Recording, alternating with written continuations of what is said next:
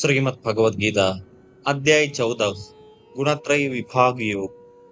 पिछले अध्याय में आत्मा और भौतिक शरीर के बीच के अंतर को विस्तार से समझाया गया था। इस अध्याय में भौतिक शक्ति की प्रकृति का वर्णन किया गया है, जो शरीर और उसके तत्वों का स्रोत है, और इस प्रकार से यह मन और पदार्थ दोनों की उत्पत्ति है। श्री कृष्ण बताते हैं कि प्राकृतिक शक्ति सत्व, रजस और तमस तीन गुणों से निर्मित है। शरीर, मन और बुद्धि जो प्राकृतिक शक्ति से बने हैं, उनमें भी तीनों गुण विद्यमान होते हैं, और हम जीवों में गुणों का मिश्रण हमारे व्यक्तित्व के स्वरूप का निर्धारण करता है। सत्वगुण शांत स्वभाव, सद्गुण और शुद्धता को चित्रित करता है, तथा रजोगुण अंधहीन कामनाओं और सांसारिक आकर्षणों के लिए अतृप्त महत्वाकांक्षाओं को बढ़ाता है, एवं तमोगुण भ्रम, आलस्य, नशे और निद्रा का कारण है। जब तक आत्मा जागृत नहीं होती, तब तक उसे प्राकृतिक शक्ति की प्रबल शक्तियों से निपटना सीखना चाहिए। मुक्ति इन तीन गुणों से परे है। आगे श्री कृष्ण इन गुणों के बंधनों को काटने का एक सरल उपाय बताते हैं। परम शक्तिशाली भगवान इन तीनों गुणों से परे अर्थात गुणातीत है। यदि हम मन को उनमें अनुरक्त करते हैं, तब हमारा मन भी दिव्यता की अवस्था की ओर बढ़ता है। इस बिंदु पर अर्जुन तीन गुणों से परे होने की अवस्था प्राप्त व्यक्तियों के गुण विशेषताओं के संबंध में पूछता है। तब श्री कृष्ण सहानुभूति पूर्वक ऐसी प्रबुद्ध आत्माओं के लक्षणों का निरूपण करते हैं। वे बताते हैं कि प्रबुद्ध मनुष्य सदैव संतुलित रहते हैं, और वे संसार में तीन गुणों के कार्यान्वयन को देखकर व्यक्तियों, पदार्थों तथा परिस्थितियों में प्रकट होने वाले उनके प्रभाव से विचलित नहीं होते। वे सभी पदार्थों को भगवान की शक्ति की अभिव्यक्ति के रूप में देखते हैं, जो अंततः उनके नियंत्रण में होती है। इसलिए सांसारिक परिस्थितियां न तो उन्हें हर्षित और न ही उन्हें दुखी कर सकती है। इस प्रकार बिना विचलित हुए वे अपनी आत्मा में स्थित रहते हैं। श्री कृष्ण हमें पुनः भक्ति की महिमा और हमें तीन गुणों से परे ले जाने की इसकी क्षमता का स्मरण कराते हुए इस अध्याय का समापन करते हैं। श्लोक 1। श्री भगवानुवाच परं भूयः प्रवक्ष्यामि ज्ञानानां ज्ञानमुत्तमम् यज्ञात्वा मुनयः सर्वे परां सिद्धिमितो गताः। परमेश्वर ने कहा, अब मैं पुनः तुम्हें श्रेष्ठ ज्ञान के विषय में बताऊंगा, जो सभी ज्ञानों में सर्वश्रेष्ठ है और सभी ज्ञानों का परम ज्ञान है, जिसे जानकर सभी महान संतों ने परम सिद्धि प्राप्त की है। पिछले अध्याय में श्री कृष्ण ने यह व्यक्त किया था कि सभी जीवन रूप आत्मा और पदार्थ का संयोजन है।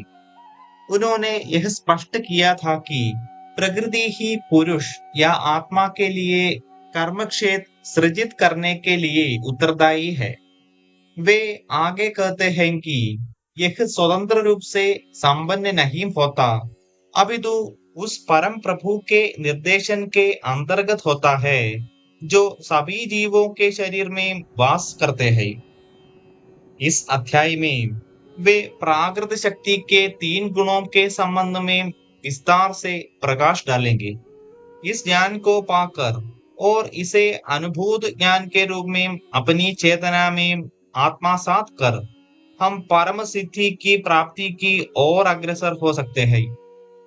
श्लोक 2 इदं ज्ञानमुपाश्रित्य मम साधर्म्यमागताः सर्गे अभिनोपजायन्ते प्रलयेन व्यथन्ति च।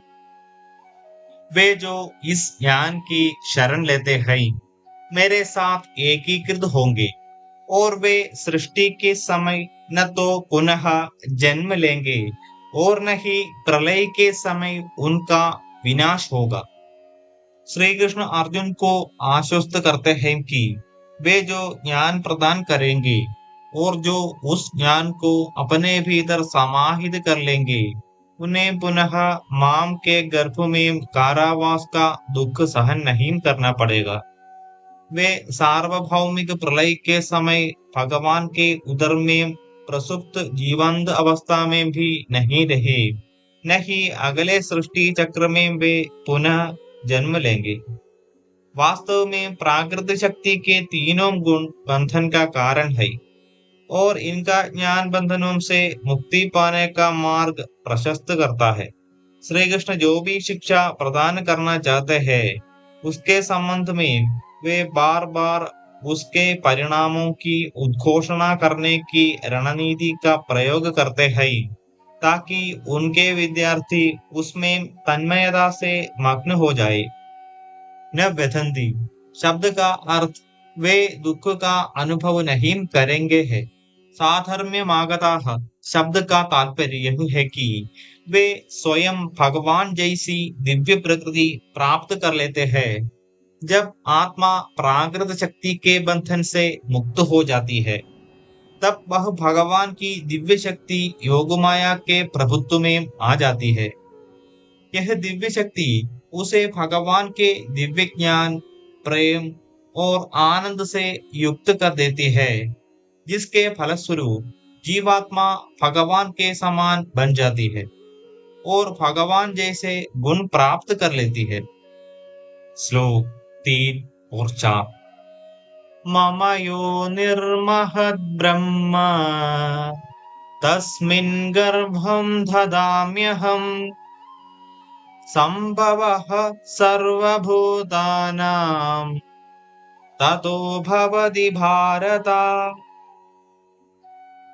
सर्वयोनिषु कौन्तेय मूर्तयः सम्भवन्ति याः तासां ब्रह्म महद्योनिः अहं बीजप्रदः पिता। हे भरतवंशी सभी भौतिक पदार्थ प्रकृति गर्भ है। मैं इसी को जीवात्मा के साथ गर्भस्थ करता हूँ जिससे समस्त जीवों का जन्म होता है। हे कुंती पुत्र जिसमें सभी प्रकार की जीव योनियों जो जन्म लेती है उनकी भौतिक प्रकृति गर्भ है और मैं उनका बीज प्रदाता जनक हूँ। जैसा कि 7वें और 8वें अध्याय में वर्णन किया गया है कि भौतिक सृष्टि के सृजन, स्थिति और प्रलय के चक्र का क्रम चलता रहता है। प्रलय के दौरान जो जीवात्माएं भगवान से विमुख होती है वे महाविष्णु के उदर में प्रसुप्त जीवंत अवस्था में समा जाती है। भौतिक शक्ति प्रकृति भी अव्यक्त अवस्था में भगवान के महोदर में चली जाती है। जब भगवान सृष्टि सृजन की इच्छा करते हैं तब वे प्रकृति पर दृष्टि डालते हैं। परिणाम स्वरूप यह व्यक्त होने लगती है और फिर क्रमिक रूप से महान, अहंकार, पंच तन्मात्राओं और पंच महाभूतों की उत्पत्ति होती है। दूसरे सृष्टिकर्ता ब्रह्मा की सहायता से प्राकृतिक शक्ति विविध जीवन रूपों को उत्पन्न करती है और भगवान आत्माओं को उपयुक्त उन शरीरों में रखता है जो उनके पूर्व कर्मों द्वारा निर्धारित होता है। इसलिए श्री कृष्ण कहते हैं कि प्रकृति गर्भ के समान है और आत्माएं बीज शुक्राणुओं के समान है। वे आत्माओं को असंख्य जीवन रूपों में जन्म देने वाली मातृशक्ति के गर्भ में भेजते हैं। ऋषि वेदव्यास श्रीमद् भागवतम में इसी प्रकार का वर्णन करते हैं। परम भगवान आत्माओं को प्रकृति के गर्भ में गर्भधान कराता है, तब जीवात्मा के कर्मों से उत्प्रेरित होकर प्राकृतिक शक्ति उनके लिए उपयुक्त जीवन रूप तैयार करने का कार्य करती है। वह सभी आत्माओं को संसार में नहीं भेजती, बल्कि केवल विमुख आत्माओं को भौतिक जगत में भेजती है। श्लोक 5। सत्वं रजस्तम इति गुणाः प्रकृति संभवाः निबध्नन्ति महाबाहो देहे देहिनमव्ययम्। हे महाबाहु अर्जुन, प्राकृतिक शक्ति सत्व, रजस और तमस 3 गुणों से निर्मित है। ये गुण अविनाशी आत्मा को नश्वर शरीर के बंधन में डालते हैं। यह समझाने के पश्चात कि सभी जीवन रूप पुरुष और प्रकृति द्वारा जन्म लेते हैं, अब श्री कृष्ण अगले 14 श्लोकों में यह समझाएंगे कि प्रकृति किस प्रकार से आत्मा को बंधन में डालती है। यद्यपि यह दिव्य है, तथापि शरीर के साथ इसकी पहचान इसे माया शक्ति के बंधन में डाल देती है। प्राकृत शक्ति सत्व, रजस और तमस तीनों गुणों से युक्त होती है। इसलिए शरीर, मन और बुद्धि जो प्रकृति द्वारा निर्मित होते हैं, उनमें भी 3 गुण समाविष्ट होते हैं। किसी के आंतरिक विचारों, बाह्य परिस्थितियों, पूर्व संस्कारों और अन्य तत्वों के आधार पर कोई एक या अन्य गुण उस व्यक्ति पर हावी हो जाते हैं, तब वह प्रबल गुण उस व्यक्ति के व्यक्तित्व पर अपनी समरूपी छाया छोड़ता है। श्री कृष्ण अब आगे जीवों पर तीनों गुणों के प्रभाव का वर्णन करेंगे। श्लोक 6। तत्र सत्त्वं निर्मलत्वात् प्रकाशकमनामयम् सुखसंगेन बध्नाति ज्ञानसंगेन चानघ। इनमें से सत्व गुण अर्थात अच्छाई का गुण अन्यों की अपेक्षा शुद्ध होने के कारण प्रकाश प्रदान करने वाला और पुण्य कर्मों से युक्त है। हे निष्पाप अर्जुन, यह आत्मा में सुख और ज्ञान के भावों के प्रति आसक्ति उत्पन्न कर उसे बंधन में डालता है। प्रकाशकम शब्द का अर्थ प्रकाशित करना है। अनामयम शब्द का अर्थ स्वास्थ्य और अच्छाइयों से युक्त होना है। विस्तृत रूप से इसका अर्थ है शांत स्वभाव अर्थात पीड़ा के आंतरिक कारणों, असहजता या दुखों से रहित होना है। सत्वगुण शांत और प्रकाशवान है। सत्वगुण किसी के व्यक्तित्व में सद्गुण उत्पन्न करते हैं और बुद्धि को ज्ञान से आलोकित करते हैं। यह मनुष्य को स्थिर, संतुष्ट, दानी, दयालु, सहायक और शांत बनाते हैं। यह उत्तम स्वास्थ्य बनाए रखते हैं और हमें रोग मुक्त करते हैं। सत्वगुण शांति और प्रसन्नता के कारण उत्पन्न होते हैं और इनमें आसक्ति होने से ये आत्मा को प्राकृत शक्ति के बंधन में डालते हैं। यह भगवान की दिव्य शक्ति का गुण है जो प्राकृत शक्ति से परे है। जब आत्मा भगवत प्राप्ति कर लेती है, तब भगवान अपनी कृपा से आत्मा को शुद्ध सत्व प्रदान करते हैं तथा इंद्रिय, मन और बुद्धि को दिव्य बनाते हैं। श्लोक 7। रजो रागात्मकं विद्धि तृष्णा संग समुद्भवम् तन्निबध्नाति कौन्तेय कर्म संगेन देहिनम। हे अर्जुन, रजोगुण की प्रकृति मोह है। यह सांसारिक आकांक्षाओं और आकर्षणों से उत्पन्न होता है और आसक्ति के माध्यम से आत्मा को कर्म के प्रतिफलों में बांधता है। श्री कृष्ण अब रजोगुण की कार्यविधि को समझाते हुए वर्णन करते हैं कि यह किस प्रकार आत्मा को भौतिक अस्तित्व में बांधता है। पतंजलि योग दर्शन भौतिक कार्यकलापों का वर्णन रजोगुण की मुख्य अभिव्यक्ति के रूप में करता है। यहाँ श्री कृष्ण आसक्ति और कामना के रूप में इसकी मुख्य अभिव्यक्ति का वर्णन करते हैं। रजोगुण इंद्रिय सुखों के लिए वासना को भड़काता है। यह शारीरिक और मानसिक सुखों के लिए कामनाओं को बढ़ाता है। यह सांसारिक पदार्थों में आसक्ति बढ़ाता है। रजोगुण से प्रभावित होकर मनुष्य पद, प्रतिष्ठा, भविष्य, परिवार और गृहस्थ के सांसारिक कार्यों में व्यस्त हो जाता है। वह इन्हें सुख के स्रोत के रूप में देखता है और इनकी प्रति के प्रयोजन हेतु अथक परिश्रम करने के लिए प्रेरित होता है। इस प्रकार से रजोगुण कामनाओं को बढ़ाता है। ये कामनाएं आगे और अधिक भड़कती है। ये दोनों एक दूसरे का पोषण करते हैं और आत्मा को सांसारिक जीवन के जाल में फंसा देते हैं। इस जाल को काटने का मार्ग भक्ति योग में तल्लीन होना है, अर्थात अपने कर्म फल भगवान को अर्पित करना आरंभ करना है। यह संसार से विरक्ति उत्पन्न करता है और रजोगुण के प्रभाव को शांत करता है। श्लोक 8। तमस्त्वज्ञानजं विद्धि मोहनं सर्वदेहिनां प्रमादालस्य निद्राभिः तन्निबध्नाति भारत।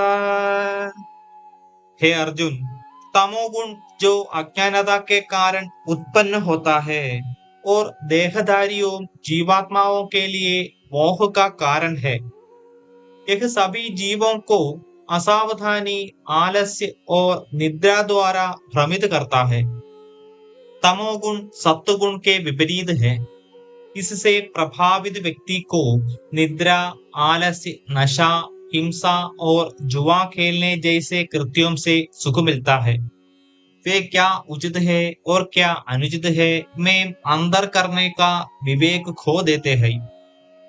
वे अपने निजी स्वार्थों की पूर्ति के लिए अनैतिक व्यवहार का आश्रय लेने में भी संकोच नहीं करते।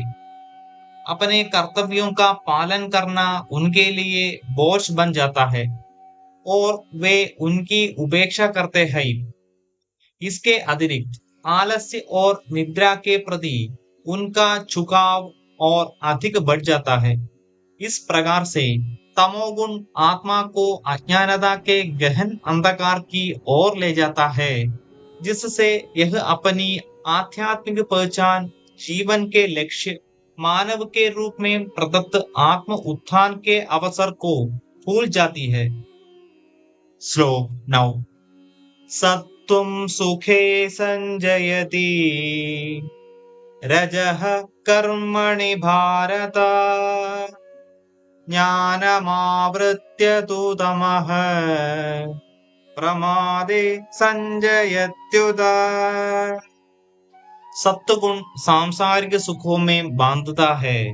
रजोगुण आत्मा को सकाम कर्मों की ओर प्रवृत्त करता है और तमोगुण ज्ञान को आच्छादित कर आत्मा को भ्रम में रखता है। सत्वगुण की प्रबलता से भौतिक जीवन के कष्ट कम हो जाते हैं और सांसारिक इच्छाएं शांत हो जाती है। यह किसी की इच्छा के अनुकूल संतुष्टि की भावना को बढ़ाता है। यह शुभ तो है, किंतु इसका नकारात्मक पहलू भी हो सकता है। उदाहरणार्थ, वे जो संसार में कष्ट पाते हैं और अपने मन में उठने वाली कामनाओं से विक्षुब्ध रहते हैं। वे अपनी समस्याओं के समाधान के लिए प्रेरित होते हैं और यह प्रेरणा उन्हें आध्यात्मिक मार्ग की ओर ले जाती है। किंतु सत्वगुण से संपन्न लोग समता से आत्मसंतुष्ट तो हो जाते हैं, लेकिन वे आगे उन्नति कर लोकातीत अवस्था को प्राप्त करने में रुचि नहीं लेते। सत्वगुण बुद्धि को ज्ञान से भी प्रकाशित करता है। यदि यह आध्यात्मिक ज्ञान से युक्त नहीं होता, तब ऐसे ज्ञान के फलस्वरूप अभिमान उत्पन्न होता है और यह अभिमान भगवान की भक्ति के मार्ग में बाधक बन जाता है। यह प्रायः वैज्ञानिकों, शिक्षाविदों आदि में दिखाई देता है। उनमें सामान्य रूप से सत्वगुण की प्रधानता होती है, क्योंकि वे अपना समय और ऊर्जा ज्ञान को पोषित करने में लगाते हैं।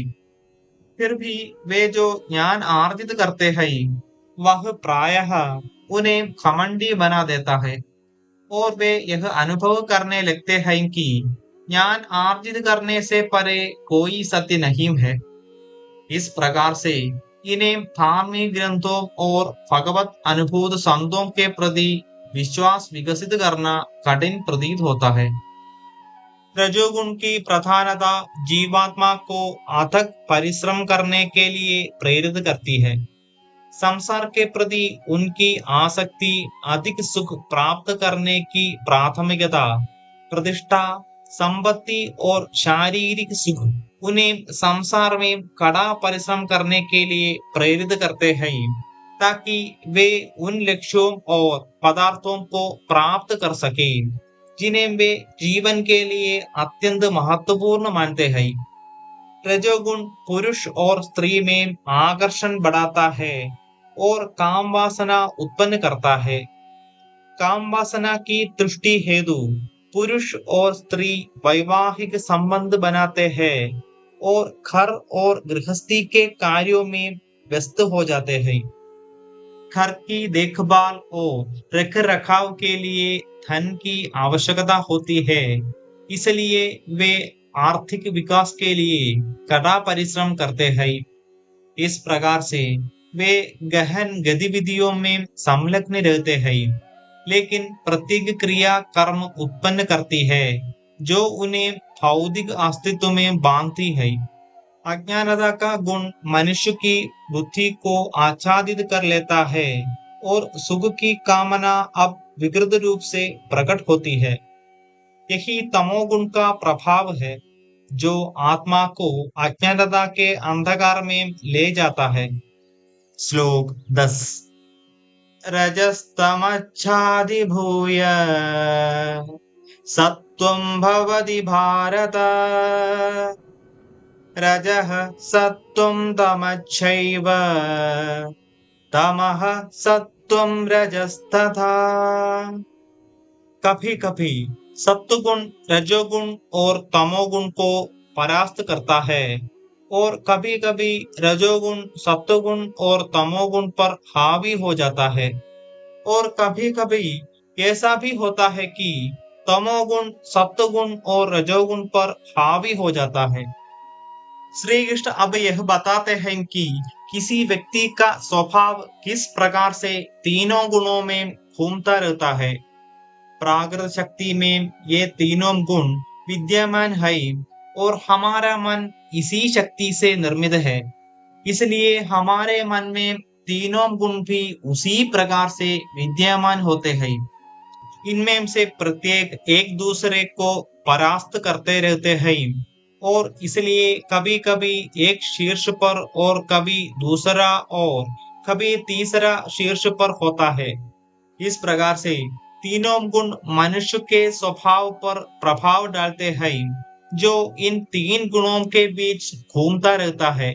बाह्य परिवेश, आंतरिक चिंतन और पिछले जन्मों के संस्कारों के प्रभाव के कारण एक या अन्य गुण हावी होना प्रारंभ कर देते हैं। इन गुणों में से किसी गुण का प्रभाव कितने समय तक रहता है, इसके लिए कोई नियम नहीं है। कोई एक गुण मन और बुद्धि पर एक क्षण की उपलब्धि के लिए या एक घंटे की अवधि या दीर्घ काल तक हावी रह सकता है। यदि किसी पर सत्वगुण हावी होता है, तब वह मनुष्य शांति प्रिय, संतोषी, उदार, दयालु, सहायक, सुस्थिर और सुखी हो जाता है। जब रजोगुण की प्रधानता होती है, तब कोई मनुष्य कामुक, उत्तेजित और महत्वाकांक्षी हो जाता है। दूसरों की उन्नति से ईर्ष्या करता है और इंद्रिय सुखों के लिए उत्साह विकसित करता है। जब तमोगुण प्रधान हो जाता है, तब मनुष्य पर निद्रा, आलस्य, घृणा, क्रोध, असंतोष, हिंसा और संदेह हावी हो जाते हैं।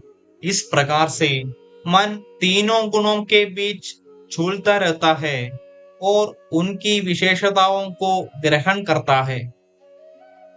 आगे हम विस्तार से चर्चा करेंगे। ॐ